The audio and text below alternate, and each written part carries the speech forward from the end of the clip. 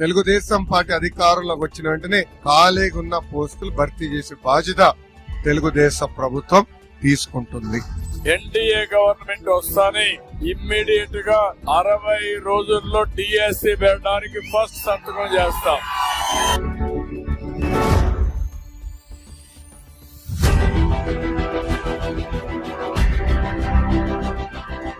AP చరిత్రలో తొలిసారిగా 16,347 పోస్టులతో mega DSC ప్రకటించి విజయవంతంగా నిర్వహించాం.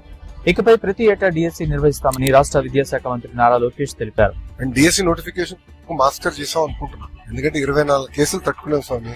హైకోర్టు, సుప్రీంకోర్టు ఎక్కడ కేసులు ఇప్పించింది వైకాపా, అన్ని తట్టుకున్నాం. మేము believe it's one of the best DSC notification.